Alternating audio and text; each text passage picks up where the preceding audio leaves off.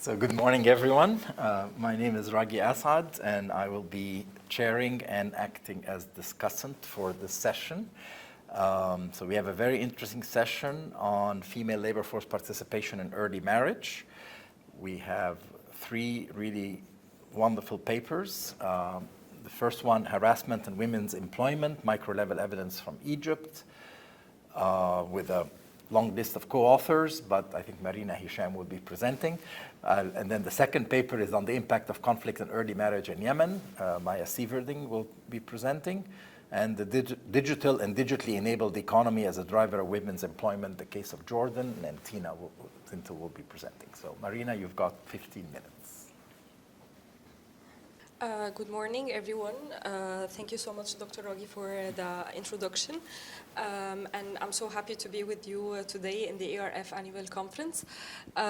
So I will be presenting for you today a co-authored paper with Professors Ariane Dupont-Kieffer, Racha, Ramadan, and Hanan.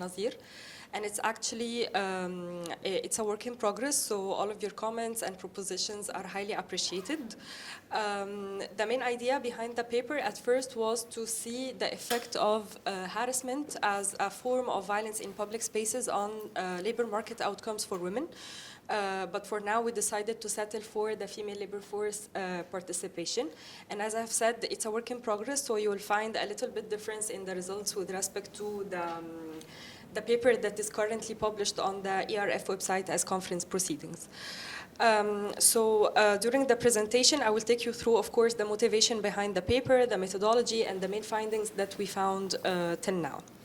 So the motivation behind this paper is mainly based on two main points.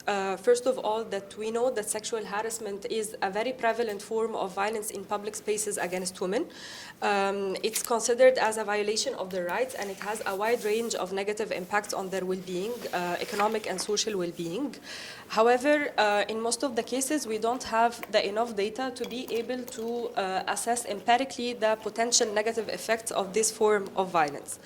And even these effects are more pronounced in the societies where this topic is considered as a taboo and it's very hard to report it by women.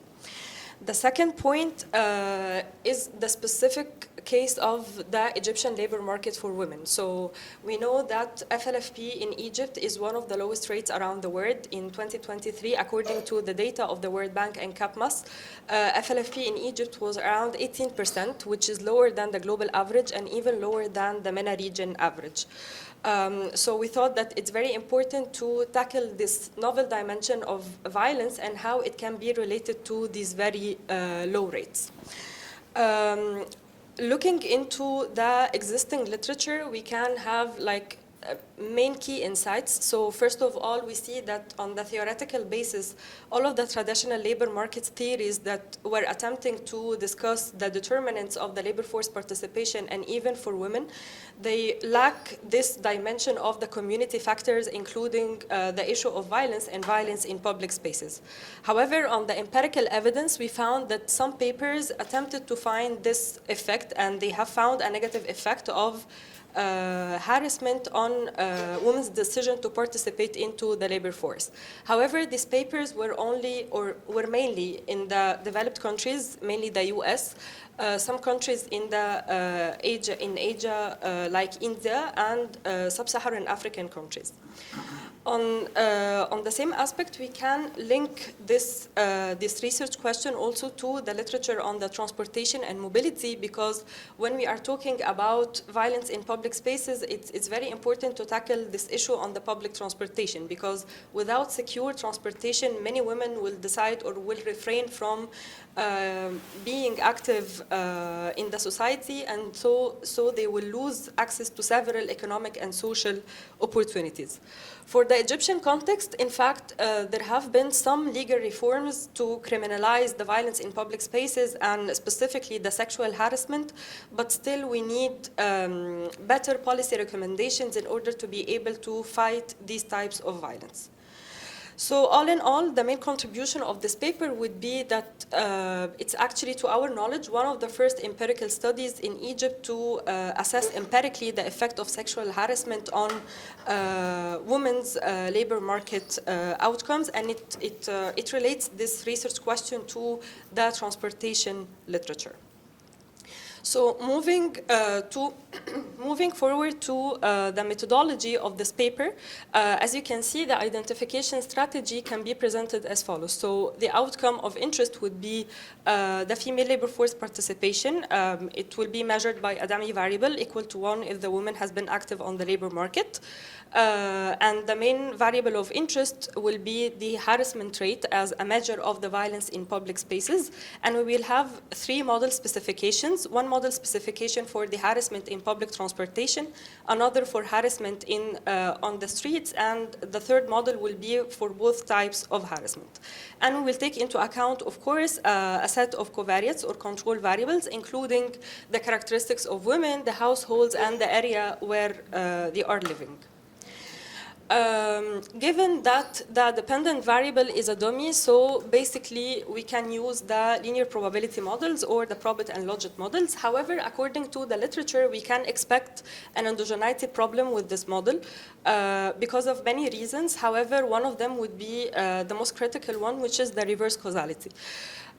According to exposure theories in the literature, we can expect that not only the violence in public spaces will have an effect on the labor market outcomes, but also there is a reverse relationship, because when women have, or when women are active on the labor market, they will be more exposed to experiences of harassment because they will have to go more out of their household, they will have to take public transportation, so all of this will make them more vulnerable. So in this case, our alternative will be to use the 2SLS methodology, and based on the literature, we have chosen, and of course in the limit of the data availability, we have chosen to use an instrumental variable, which is the average rate of harassment at the governorate level in Egypt. So basically, when women are living in governorates with higher rates of harassment, so it's expected that they will be more vulnerable, and this, of course, will affect their decision to participate into the labor force. Another small problem in the methodology, and it was discussed mainly by Wooldridge in the econometric literature, is the issue of the forbidden regression. I will not really go into the details, but the main idea is that when we have an endogenous variable that is a dummy, we have to take this, its nature into account. So Wooldridge has proposed an IV approach into 3 stages, and in these 3 stages, it will be taken into account this nature of the dummy variable. For the data we used in order to have our regressions, it will be the Egypt Economic Cost of Gender-Based Violence Survey. It was collected in 2015 by CAPMAS, UNFPA, and National Council for Women. However, it has only become publicly available in 2022 on the ERF website. It's a national representative data set, and it has multiple questions on the different forms of violence against women and how this can have different social and economic costs. And it has around 20,000 households and eligible women aged between 18 and 64 years old. Quickly, the descriptive statistics, we can see that the average rate of harassment according to this survey was around 12%. So it's very low compared to the other reports we have found for Egypt. In some reports it was 40%, in some reports it was even more. So we can face a little bit a problem of underreporting. On the other hand, in the figure on the right, you can see that we have an evidence of the exposure theories. So for women who are active on the labor market, they are more vulnerable, or they report more incidents of harassment compared to their counterparts who are not active on the labor market. Moving now to the findings we have till now. So starting first by the baseline results using the LPM and the probit models, we can see that they capture the positive association we have been talking about. So according to the exposure theories, women active on the labor market are more probable to face episodes of harassment. For the control variables, and in all of the upcoming results, all of the control variables will have the same results, and they are according to the literature. So age has a nonlinear impact, education positive impact, and having another income, being married, or having perceptions against gender equality, all of this will have a negative significant impact on the FLFP.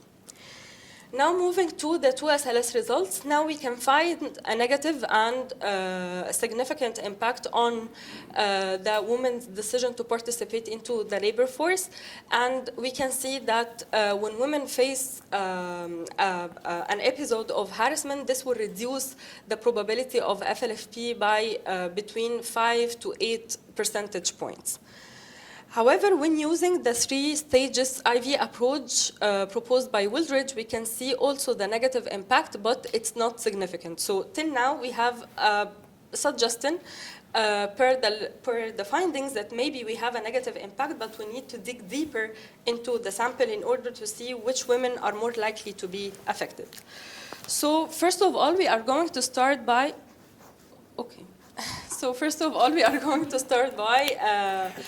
dividing the sample by the marital status, a key factor affecting women's decisions in Egypt. So for married women, we find that there is a negative and a significant impact.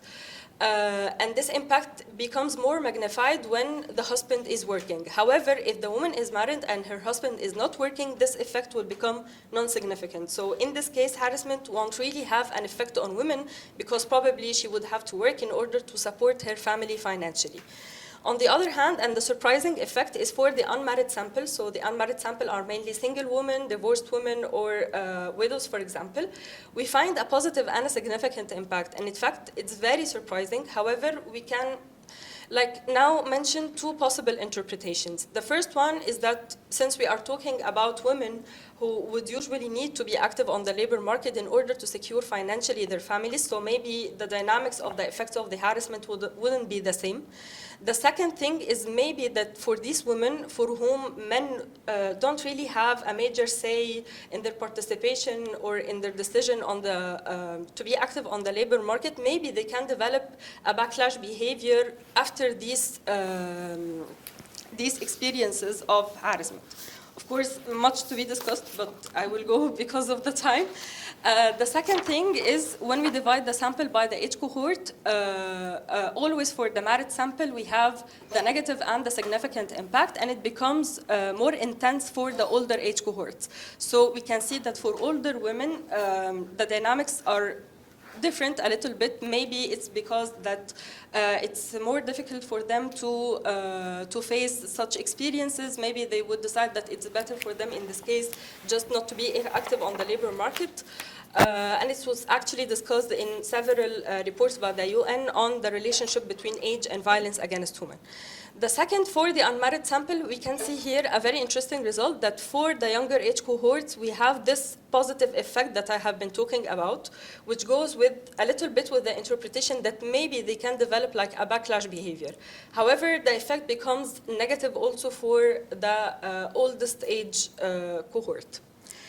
Finally, when we divide the sample by the area of residence, we can see that for married sample, it's always negative. So here we can confirm that the effect is robust for the married sample. And we can see that the effect is more negative and significant in the urban areas. On the other hand, for the unmarried sample, we can see also that the positive effect is more it appears more in the urban areas. So here it may seem controversial a little bit. However, also in the literature, there has been a discussion that urban areas often provide like opportunities and threats for women. So on one hand, opportunities because in urban areas, maybe women are more educated, maybe they have access to better resources, so they can have better means to face such experiences. However, also on the other hand, the urban areas offer also threats because living in urban areas, in peripheral areas with not very good infrastructure and also having to commute for longer distances, all of this may pose other challenges and threats to women in urban areas, which is not really the same as the setting in rural areas in Egypt. So to conclude, till now what we have found, so this paper assessed empirically how the sexual harassment can have an effect on women. We have little bit controversial results. However, till now we are sure that, or we are pretty sure, that women, older women, married women, and women living in urban areas are the most likely one to be negatively affected from this type of violence. And Also, we can see that even for now, we can see that the study has several limitations. First, we used cross-sectional data. The data was collected in 2015, so we have missed a lot of dynamics on the labor market for women afterwards. And we have also seen that the average incidence of sexual harassment was around 10%, which is very lower compared to other reports on Egypt. For the next steps, we need to explore the potential channels behind the negative and the positive effects for the married and the unmarried sample, and probably extend the research question to incorporate other labor market outcomes, but also in the limit of the data availability. Thank you so much. Thank you very much. Thank you, Marina. You stuck to the time very well. So let's see if Maia can do as well. The impact of conflict on early marriage in Yemen. See, here is your timer. Thank you, everyone. Good morning. I'm also very pleased to be presenting. You need the mic. What is also a work in progress, and which I'm very excited to get your comments on in terms of thinking about where to take this paper forward, because I will give you the punchline, which is that it did not turn out how I expected. So this paper is about the impact of conflict on early marriage in Yemen, and specifically, and I think this is where the links to some of the other papers in the panel come from, I'm trying to test the role specifically of the threat of gender-based violence during conflict on early marriage incidents. So early marriage is defined by UNICEF as a marriage or an informal union before age 18. Globally, it overwhelmingly affects girls. And there's a robust literature on the negative individual, intergenerational for children, and increasingly attempts to quantify the negative economy-wide effects of early marriage, which is almost universally associated with school dropout, lower levels of women's autonomy, lower levels of labor force participation, and lower levels of investment in children. So the drivers of early marriage are complex and context-specific. There's huge variability across the world. Most conceptual frameworks agree that poverty and social norms, not only around early marriage, but also around girls' sexuality, around child-rearing roles, household roles, are macro drivers. And then lack of agency, lack of opportunity, and these norms specifically around girls' sexuality and fear of pregnancy outside of marriage or early pregnancy are drivers of early marriage. However, these existing conceptual frameworks are based primarily on literature in stable settings. There has, over the last 10 years or so, emerged a much more robust literature on the role of conflict and forced displacement. And while it's often claimed in the media that conflict and forced displacement increase early marriage, this is actually empirically not always true. And the robust, rigorous empirical literature shows that actually the effects are very mixed and likely context-specific. And there is some indicative evidence that lower intensity conflict may actually be associated with decreases in early marriage and higher intensity conflict with increases. But theoretically, according to the demographic literature, conflict and forced displacement have sort of opposing effects on early marriage. So poverty rates may increase early marriage as families are motivated to marry their girls to not have to support them. On the other hand, in several low-intensity conflicts in the Middle East, conflict has been associated with declines in marriage, and the argument is that men can no longer afford the cost of marriage because of economic instability. Insecurity, and particularly the risk of exposure to sexual violence during conflict, has been widely argued to increase early marriage rates. But at the same time, there are arguments that conflict disrupts marriage networks and makes men unavailable because they're fighting or dead or otherwise occupied, and this may therefore place downward pressure on early marriage rates. So both empirically and conceptually, we have a lot of potential directions. So in this paper, I'm looking specifically at the case of the civil war in Yemen, which I think everybody here knows has been a very complex, internationalized, decades-long conflict.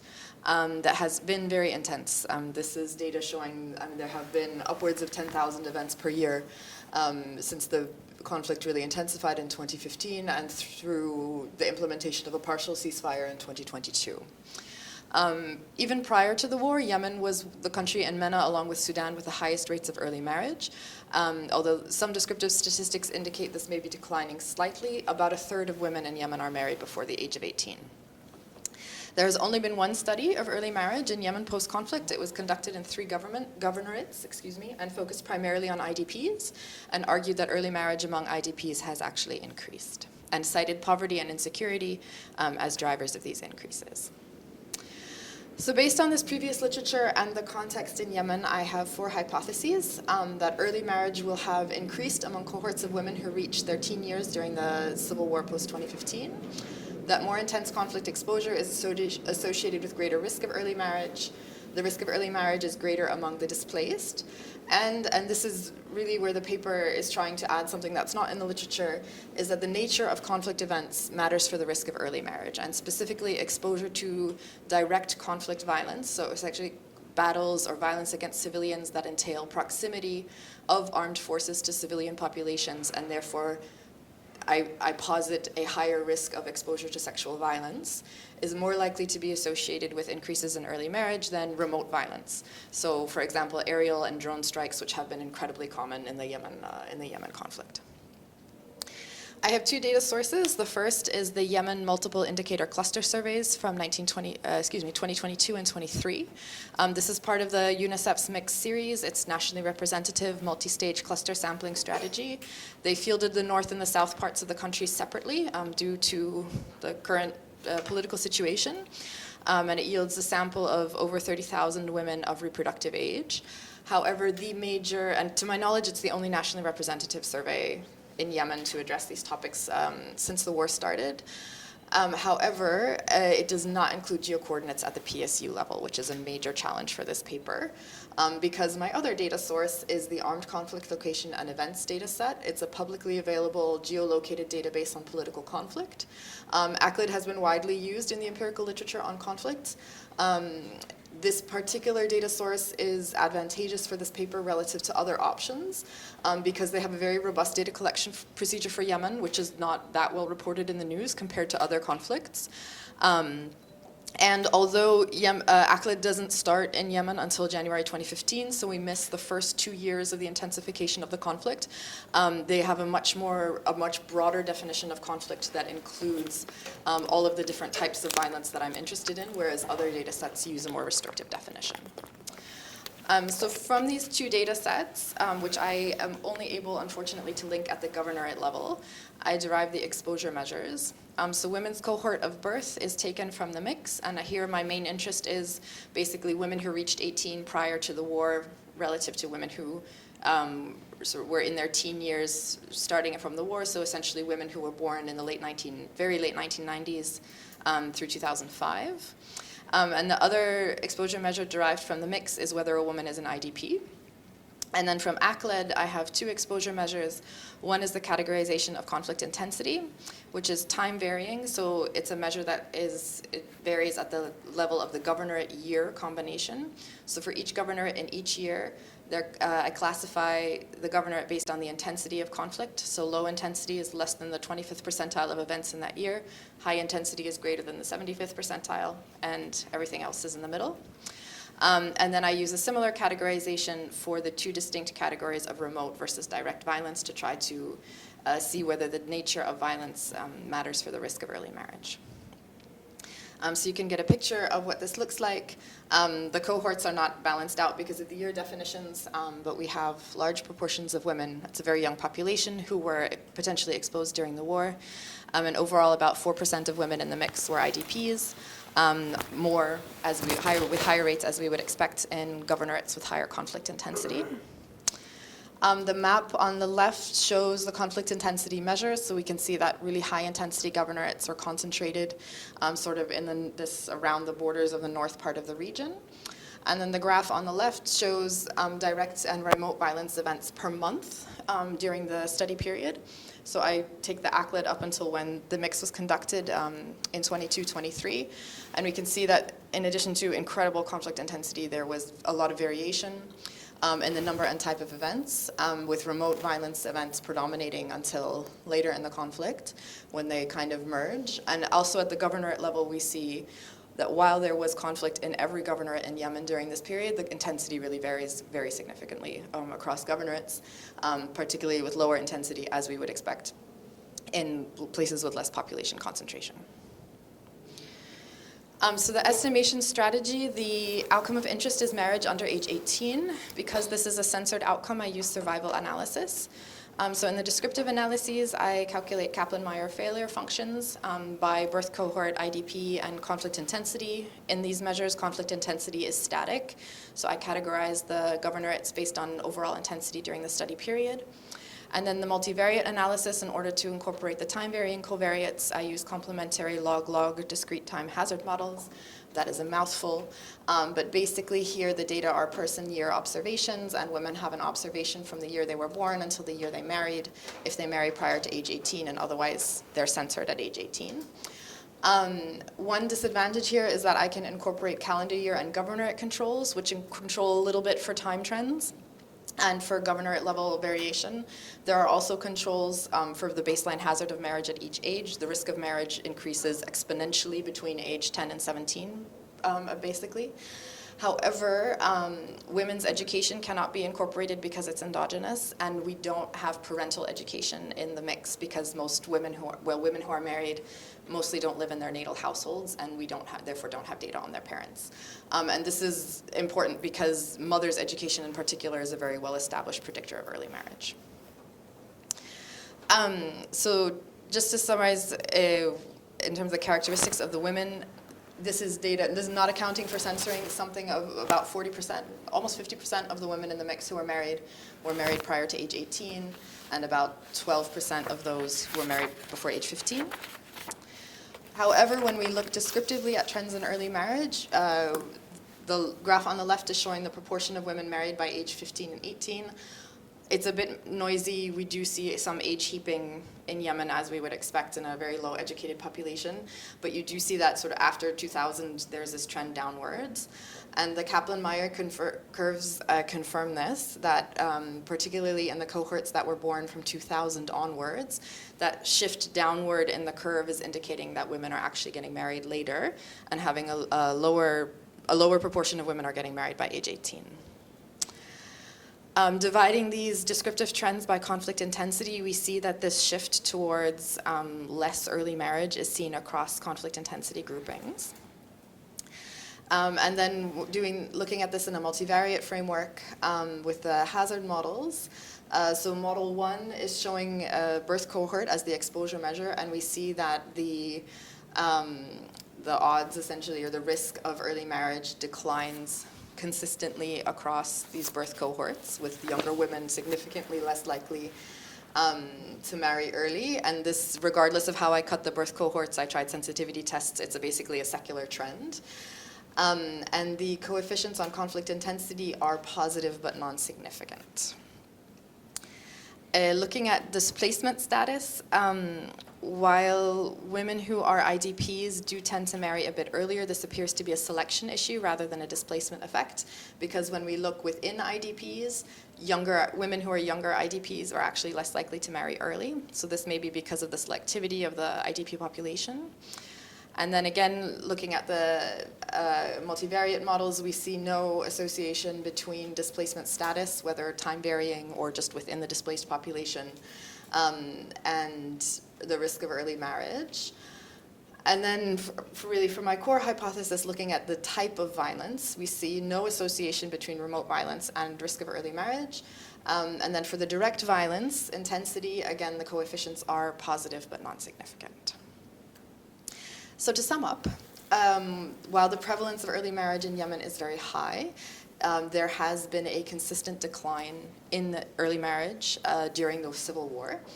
This is consistent with findings from several other countries. However, the nature of the conflict in those countries were very different. These were predominantly lower intensity, long-term conflicts. All 4 of my hypotheses are rejected. And we do not see strong associations between conflict intensity or the nature of conflict exposure and early marriage. And while this is consistent with the variability seen in the literature generally, it is inconsistent with evidence found from other very high intensity conflicts. So the core question is why? One argument could be poverty. There was one qualitative study on early marriage in Yemen that pointed to poverty during and after the war as an accelerator of early marriage. However, this is inconsistent with the literature, which primarily shows declines in early marriage and low-intensity conflicts. And I think given the complete economic collapse of Yemen, I think it's an unlikely scenario that you have sort of specific populations that face type of economic insecurity that would lead to declines in early marriage. And then another hypothesis, which I think is more fruitful in exploring, is about sex ratios in the absence of men. So the theory that women are not getting married because the men who they would marry are not there because they are either fighting or dead. And so the one piece of literature that would support this is that analyses of conflict-related mortality in Yemen, which consists of one paper, found that contrary to many other conflicts, actually direct mortality among fighting-aged men was higher than indirect mortality among women and children. And this is very uncommon in modern conflicts. So limitations and next steps. The major limitation is lack of georeferencing at the PSU level, so particularly in a context where conflict is so pervasive, what's going on in the government might be too distal, sort of too distant for people to really affect their decision making, and what we need to ideally have is a measure of conflict that's more proximate. There's a limited set of covariates and the known limitations of news-based event reporting, but I think ACLED is quite robust in this regards. And so in the next steps, I have subsequently done some of these sensitivity tests. So far, nothing is producing any significant results. I will try some more. But I'm interested in whether anyone has ideas about ways to explore the sex ratio mechanism and thinking about how the availability argument might be pursued. This is what I'm currently grappling with. I was almost on time. Perfect. Great, thank you very much, Maia. Tina.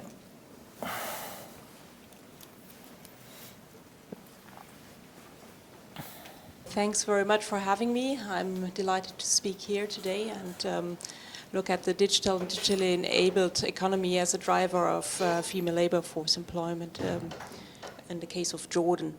And this is an outcome of a project on, we call it feminist employment policy in the Middle East and Sub-Saharan Africa compared, which looks at the interplay of structural change and female employment. First on the motivation, well actually I looked at 3 different sets of literature, 2 of them fairly old I would say, but ongoing. And a third one which is newly coming up. So the first one is low female employment and barriers to female labor force participation. Of course, all the explanatories on education and fertility, but also on income, the feminization U hypothesis kind of have only a limited explanatory power. Literature has turned more to gender norms as the root cause, which is predominant, especially in the Middle East region. The second set of literature is the future of work, arguing that digital technology is disruptive and can lead either to job creation in the IT sector, but also to job losses when jobs are automated away. And also part of this literature is looking at the poor working conditions, especially in the platform economy. And a third, fairly new, or I would argue newer, set of literature looks at digital transformation as a driver of female employment. So bringing these 2 strands of literature already together, mostly looking at the digital gender gap. Some groups are less likely to have access to the internet. And the second one, which is mainly quantitative, which tries to correlate between digitalization and access to the internet and female labor force participation, teleworkability of jobs, for instance. In my study, I want to look at the pathways and the mechanisms of gender-responsive digital employment. So, kind of looking a little bit behind into the mechanisms behind these quantitative studies. Why is it the case, and for which fields? I mean, we have a lot of quantitative literature, also thanks to Ragui and the labor market panel surveys. But it's quite difficult to look into the different incentives and motivations that bring women into employment. And also for teleworkability, it's mostly theoretical in the literature, so jobs that theoretically can be done by remote work, but the actual incidence is less clear to us. For my research, I decided on two questions. To what extent does the digital and digitally enabled economy, so everything where the value added is done through digital tools, to define it here a bit, to what extent does it create employment, especially female employment in my study, and in which sectors, which is more linked to the employment digital economy arrow I looked before. And secondly, through which channels does the digitally enabled economy ease barriers to female labor force participation, and for which women, so the left arrow, which I discussed before. And I chose to look at literature and apply a qualitative case study design, which is of course often considered less rigorous, but is, in my view, the best way to tease out the motivations and causal mechanisms behind, that come at play. Why Jordan? I think Jordan is a very interesting case because it has had very low female labor force participation for years, and it is not changing much, despite the high political interest in this matter and also into high political interest into digital transformation. And probably the reason, as I said, the root cause would be restrictive gender norms. Let's look into that briefly a little bit more. Female economic activity is restrained to 13% of the women, which is really low, and even of these 13%, a large chunk is unemployed. So a third of women versus about a fifth of men. Surprisingly, perhaps, and maybe in contrast to Egypt, education is not at all an issue. More women than men are actually in secondary and tertiary education, and together with Kuwait and I think Qatar, there's almost gender parity in education reported by the World Economic Forum. Educated women are more economically active, so there is this link of education and activity.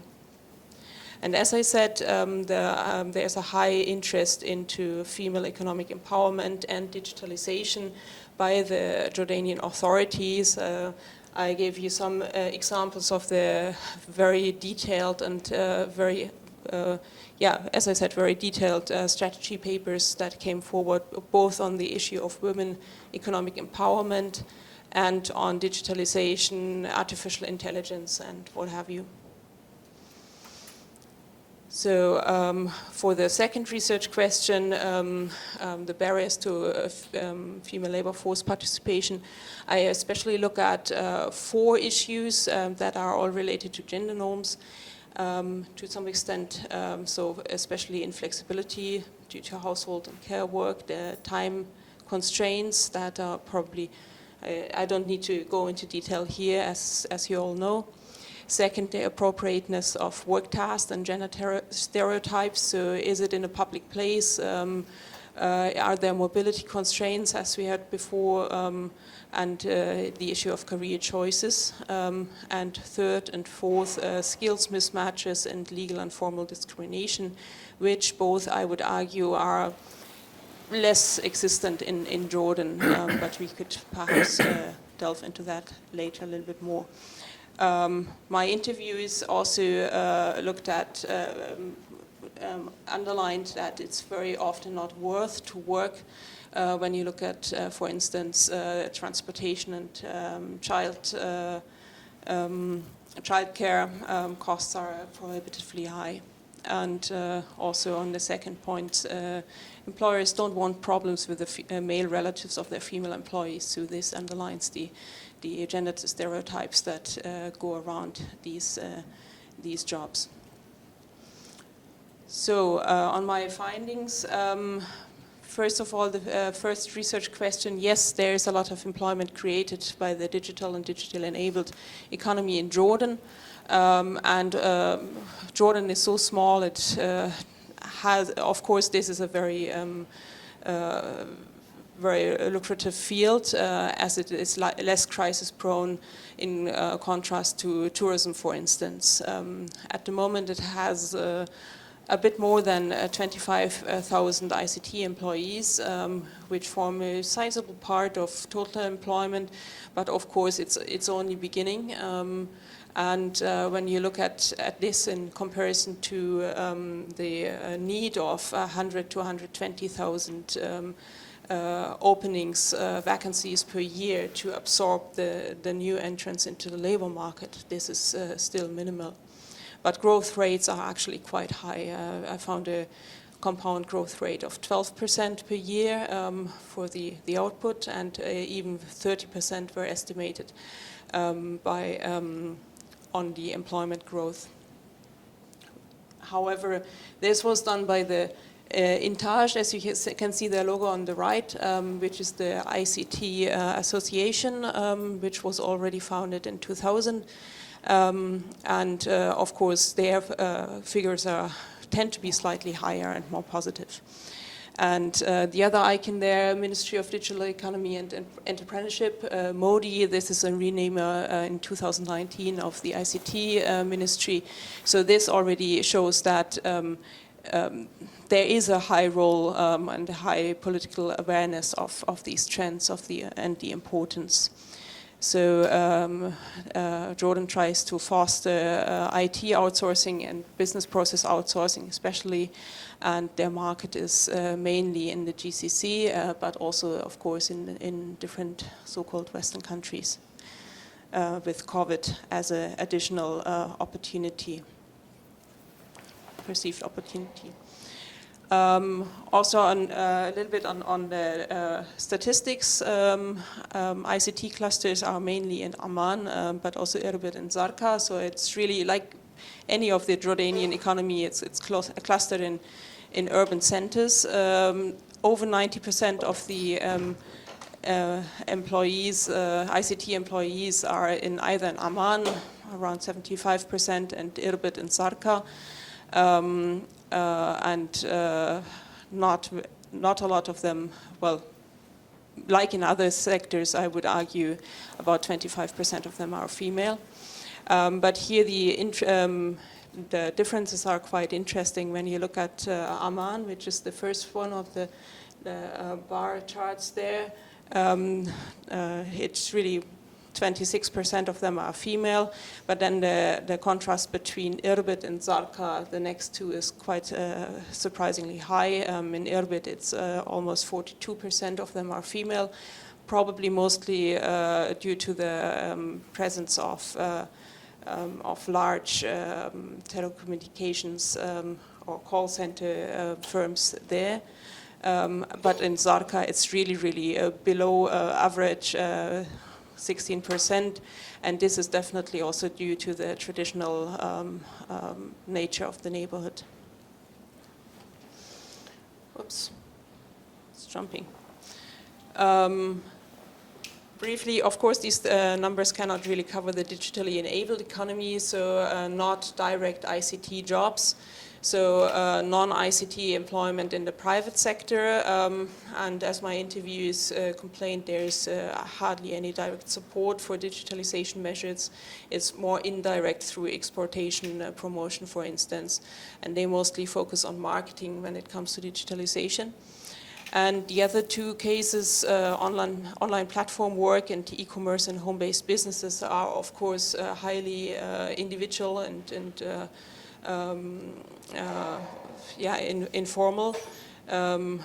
For online platform work, there's mostly poor working conditions, and it's a pseudo entrepreneurship. And most difficult is that it's highly globally competitive. So one interview put it nicely as saying Arab Americans do this as a game. It's rewarding, it's a plus. So a lot of them don't really rely on the income. And if you do this for your real family income, you hardly stand a chance. E-commerce and home-based businesses is something that is more prevalent in the literature as well. But eventually these are necessity entrepreneurs with really high risks, and very often they look into the very similar fields and are a little innovative. And I would argue, crucially, they have no official backing, or much less official backing. This is a field mostly left to international donors to invest in. And these home-based businesses, for instance, are not perceived by Modi as entrepreneurs or as someone they want really to foster.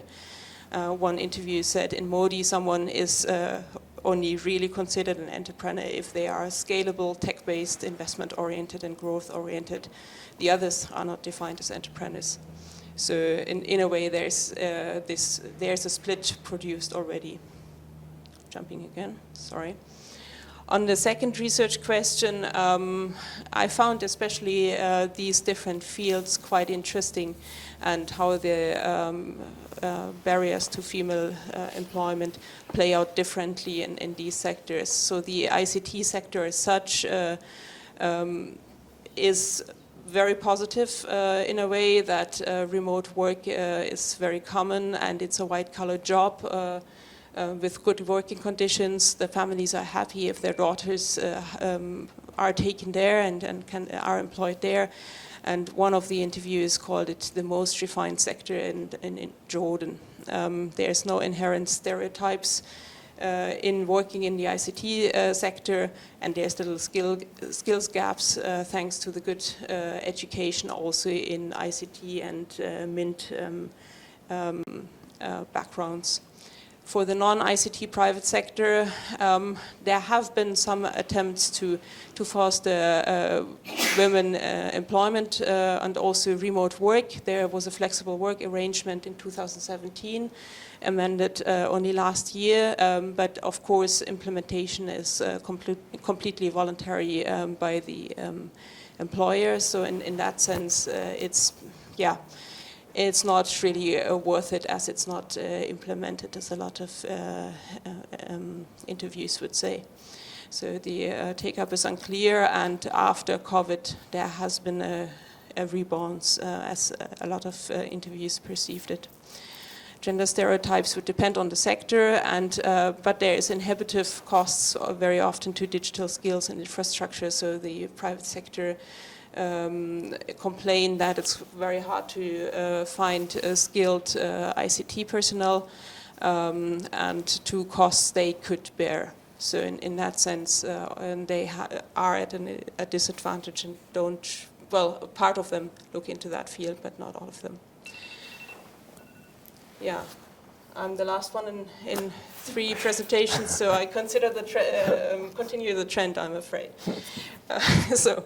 Anyways, online platform work, e-commerce and home-based businesses, of course their main problem is that they don't have an employment status as such, and working conditions are harsher, and they stand a lot of risks. They are reluctant to formalize because of costs, and they fear of being stuck in for example, grants they took out and stuff like that. And very often, especially in home-based businesses, they work in stereotype fields like handicrafts, food processing, so very much female-dominated fields, and there is an oversupply in that. So in a sense, the market is saturated already. And crucially, skills and IT infrastructure really depend on the individual business owner, and it's hard to advance from that. So I would argue gender-sensitive working conditions are more widespread in the ICT sector proper, while the online workers and home-based business owners struggle with other issues. Though there's advantages of digitalization, they actually have other issues. So to conclude briefly, The digital and digitally enabled economy has several potential leverage points, but there is this disconnection between digital transformation and gender responsive policies. As I said, there is this flexible work arrangement, for instance, but it's not really applied, it's not translated, these two fields don't communicate a lot. And then there is a split between the digital economy and the digitally enabled economy. One is more gender sensitive by default, mostly accessible to urban and educated women. And I would argue it's even a white collar job which substitutes for the public sector downsizing, which we have seen in several MENA countries. The barriers to female labor force participation persists as there is implementation challenges of these labor regulations, but also the social norms kind of are only, well, they translate into these modern fields as well, and only by automatically they are abided by in the digital economy. So I would argue the digital economy is gender sensitive, but not gender transformative, so it doesn't change the norms as such. And Jordan, as a case study, shows that even though it has quite good preconditions, which are not replicable in most other settings, it's not only positive. Even there is this split and difficulties.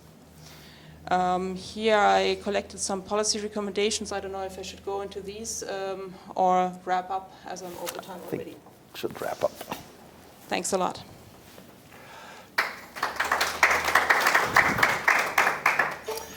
Equal allocation.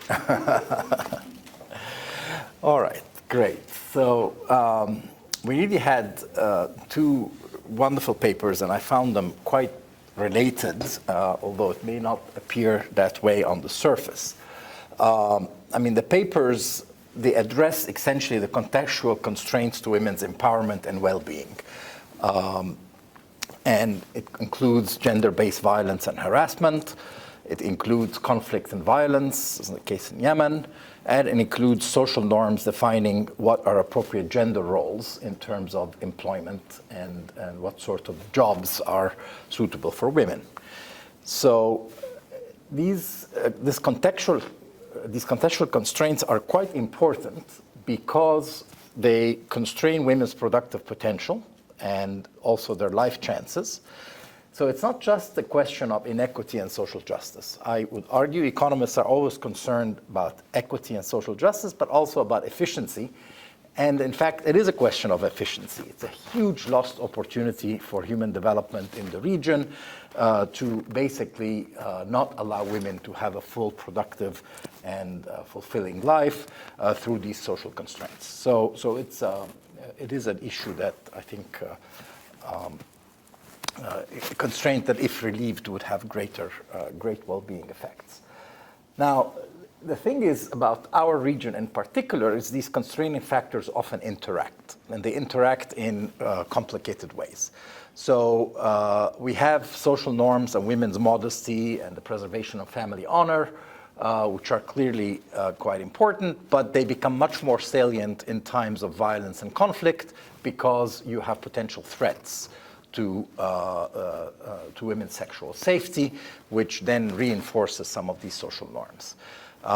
You have the exposure to sexual harassment in public spaces, takes on more important, it happens in many parts of the world, but it takes more important dimensions, it becomes more salient when there are social norms that put very high value on women's modesty. So that interaction is greater in our case. The social norms on the division of labor, the male breadwinner, female homemaker, severely constrains the ability of married women to participate in employment outside the home, and therefore creates difficulty in reconciling paid market work with unpaid care work. And that often is what drives many women to these self-employment sort of options to get more flexible work, but often at the cost of being more productive. And also the social norms interact with economic structures that shape women's opportunities, like the digital transformation. So how does the digital transformation with the potential opportunities that it provides interact with these social norms? And that's what the third paper was all about.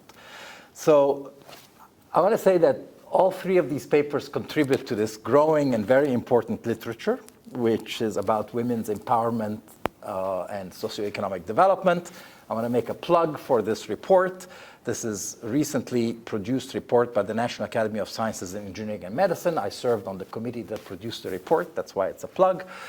And I think that this is a very global view at the interaction between these three sets of issues: women's empowerment, population dynamics, and socioeconomic development. But our region and South Asia stand out as being the ones that have the most severe constraints on women realizing their full potential. Now, let me take each paper at a time. So clearly this paper focuses on a very important question: the extent to which women's sexual safety in public spaces has been identified as an important barrier to women's ability to engage in employment outside the home. And it provides direct evidence on the impact of sexual harassment, which we often take as given, on women's employment outcomes. So far, it's looking primarily at labor force participation as an outcome, but it also distinguishes between harassment in the mode of transportation and in the streets. So the results that are important to note is that exposure in transportation adversely affects women's labor force participation. Married women, older women, and women residing in urban areas are more likely to avoid participation due to harassment. And heightened security concerns drive women to seek the safety of public sector work, which is considered to be a safer environment. So these results are fine, but I found them one result in particular quite surprising. The fact that married and older women are more affected by harassment than unmarried young women. Now, if we think about essentially two sets of constraints on women's, from the social norms perspective on women's employment, you have a set of constraints which is a division of labor, which is the kind of women having to do a lot of unpaid care work, and that constraining their ability to engage in paid employment, and that's usually thought of as being very constraining on married women. And then you have the sexual modesty, the women's modesty, sexual safety constraint, which is often thought as much more constraining on unmarried women because it threatens their reputation and their marriageability, and they're the ones who are much more exposed to the risk of the reputational risk from sexual harassment. So I would have expected just the opposite, that unmarried women would be much more constrained by the harassment than married women. And this result to me is a bit mystifying and goes against my prior. And I think it probably has to do with some problems with the IV, but I'll get to that. So first, some comments about the choice of dependent variable. What I think would be more relevant is not women's labor force participation, but women's engagement in work outside the home, right? If you're working at home, you don't face harassment. And so it's about the mobility, and if you can identify women's work outside the home, can be wage work or non-wage work, but it has to be, you have to go and face the world, so to speak. So I think that would be a more appropriate dependent variable. And labor force participation includes unemployment and work at home, and these things are just, muddying up the variable. Now, of course, like any IV paper, we're going to focus on the validity of the IVs, right? I mean, it's very difficult to get good IVs. And clearly, there's potential endogeneity of the main treatment variable. And it's not just reverse causality, which was mentioned by Marina, but it is also due to unobservables, right? So you've got unobservables at the governorate level. Let's say the governorate is just a more from a gender norms perspective, more conservative governorate. that government is likely to have more harassment and less employment. All right? And so this reverse causality would likely associate harassment with more employment, right? The bias here it would be in direction of women who go to work have likely more exposed to harassment, so the positive relationship would come out as a result of reverse causality. But the kind of unobserved heterogeneity I'm talking about causes that negative correlation, right? So the potential unobserved heterogeneity, I think, is more serious. Now, so the instrumental variable is at the government level. I would have liked to see something a bit more disaggregated, possibly at the PSU level to get more variability. It still has the same problem with unobserved heterogeneity, however. Both the excludability and the exogeneity of the harassment variable is in question, even when instrumented by the levels at the government level. So other more minor comments. So the women's attitude towards gender equality is likely endogenous, and that you use that as a control. You should not drop it because women. So they may report more harassment or less harassment depending on their attitude. I think if you can specify, I'm not sure why, okay, specify the harassment variable as an intensity rather than a 0-1, how intense the harassment is. And also, you could, rather than using an IV approach, use a reduced form approach. Just directly regress the government or PSU level harassment experience on women's labor force participation outcomes. All right, so let me move on to the next paper, which is a very robust test of the hypothesis that exposure to violence related conflict results in parents who are concerned about the sexual safety of their daughters and therefore marrying their daughters early. The literature on conflict and early marriage surprisingly shows very mixed results, as the paper shows, despite those theoretical expectations that we would all have. It uses really very rich geolocated data on violence, but unfortunately it's not able to take full advantage of these data because of the lack of geographic geolocated coordinates in the survey data. So I think first order of business, demand that UNICEF give you at least the lower level geography. And I think you have a very good argument to do that. And the DHS, for example, has innovated with giving GPS coordinates at a very disaggregated level while still protecting the confidentiality of respondents through jiggling by some random amount those GPS coordinates. And UNICEF should follow that good practice. It's well established. All right. So it examines the time-varying effects of conflict exposure while correcting for the time-fixed effects. So it really is quite a solid empirical approach. And it looks at different forms of conflict, direct versus remote violence. Now, again, the surprising result, which Maia pointed out, is there is a big decline during the conflict of early marriage rates through the cohort analysis, and there's no association. But if you look carefully at the results, there is actually a positive association. It's a positive so-called point estimate with large standard errors. So I think the problem is really the government level variation is too small. There's not much variation in the government level data, and if you got your PSU level data, you could find significant results.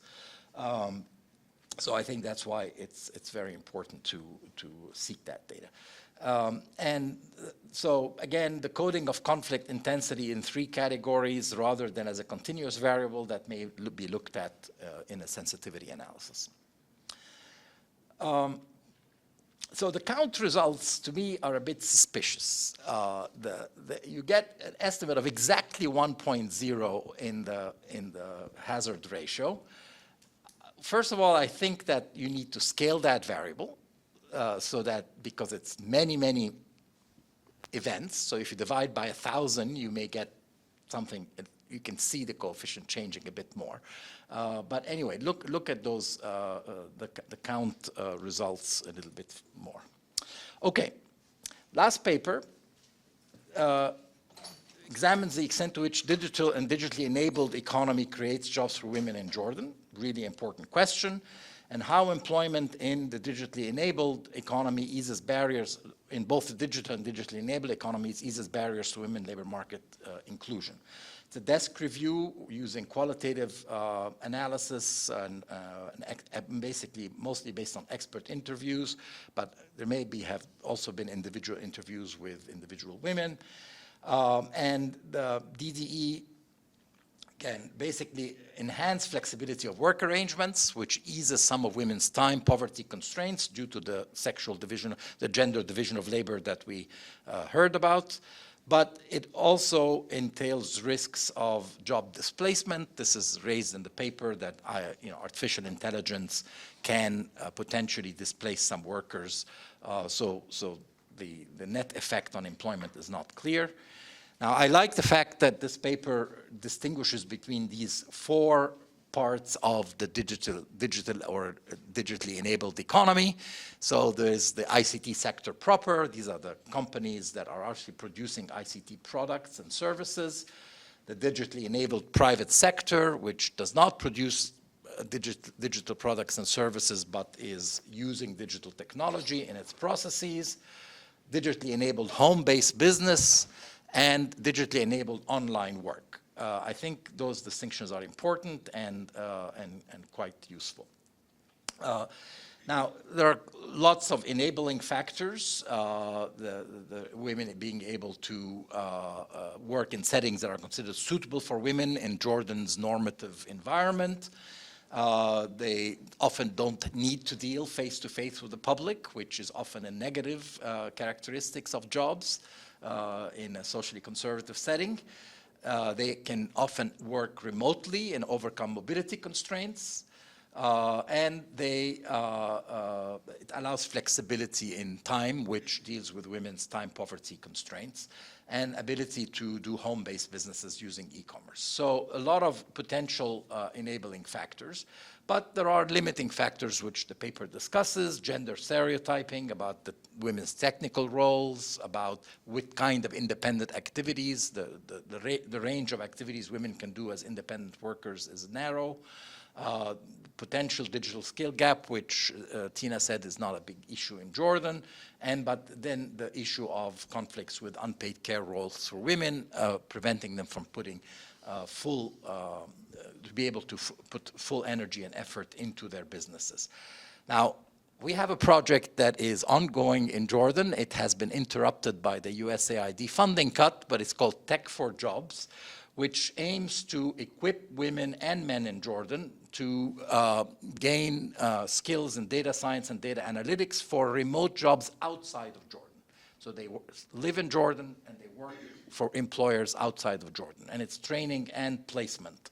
So this project is being evaluated using an RCT, and we're hoping that the implementation will be completed in the next month or so that we can, and we did already a baseline survey.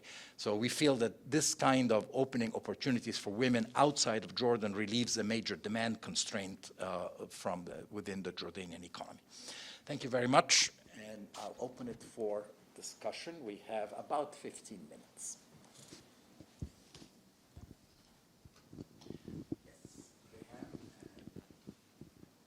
And then Murat.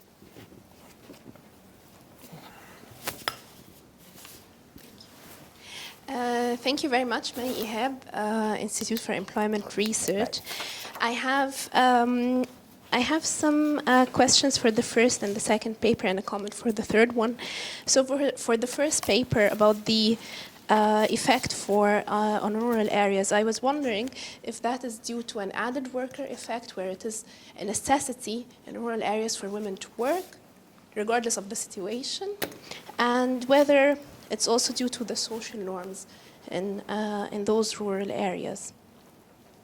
My second question to the second paper regarding the marriage norms in Yemen. And maybe it's originally a low age at marriage that is driving those results because it's already low, and maybe you don't see this negative effect due to the conflict afterwards. Okay. Murad. My- Sorry, you have a third question? Yeah. Yes, no, Yeah. it's more of a comment to the third paper about just checking my notes. This more ability to reconcile work and family, and I was wondering if you can give us more insights about motherhood effect and marriage effect in those regards. Thank you. Okay, thank you. I have comments for the first two papers. Regarding the first paper, following up Ragui's point, the interesting thing is you find this positive effect on unmarried women. I think your instrument, the aggregate violence rate could be correlated with the employment opportunities of women. Like another story could be the following. If the harassment rate at the province level is positively correlated with work opportunities for women, right? Then you could find the effect that you're finding, because the instrument is positively correlated with harassment. That could be driving the positive effects that you're finding. So, it's a difficult situation to find a better instrument, I realize, but that could be another explanation. Regarding the second paper, first it wasn't very clear when the woman entered the risk set, like when the clock started ticking. The graphs showed from age 0, but probably it starts at age 10 or 12. It's also important for the empirical analysis because you find these non-significant effects. One thing to do could be look at the impact by age. It may not have an effect on average, but maybe at age 17, 18, when the risk rate increases, you might be able to find an effect. Also, why stop at age 18? You could look at a longer analysis. Maybe you could find some effects for certain age groups. Insan? Let me start with the second paper because I'm following up on the comment, and Ragui also talked about this, the reverse causality business. Now, there's also the male side of it, right? Harassment, males have to be present and they have to find That's an opportunity the first paper. to harass. First paper. I'm sorry? You're talking about the first paper, not the first second. paper, I'm sorry, I'm looking at Maia and I'm looking at the first paper. So I am going in the right order, not in reverse order, I'm sorry. Not enough coffee. Clearly if you go to work, right, you expose yourself more to harassment. There's that aspect which is worth keeping in mind. And also if men are preying on young women, right? So that's a great opportunity to do that. So, the positive coefficient is, I think, easily understood, so to speak. It's, now to Maia's paper. The marriage market in Yemen, what do we know about it? And also, conflict results in a lot of mobility. So we need to think about how mobility and marriage decisions interact. So perhaps understanding of the market and how it may have dealt with the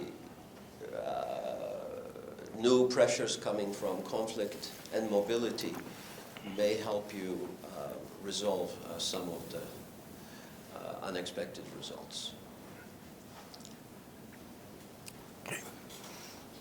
Any more? If not, we'll give the chance to the authors to respond. Okay.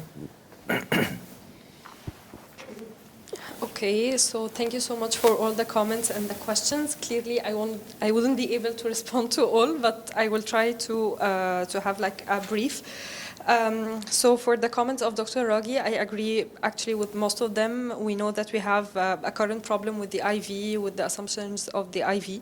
And actually we are now trying to explore another one. Probably we can discuss it later with more details. And it actually will be related to much of the questions on the possible explanation behind the positive effect that was driven by this association between the IV and the harassment exposure.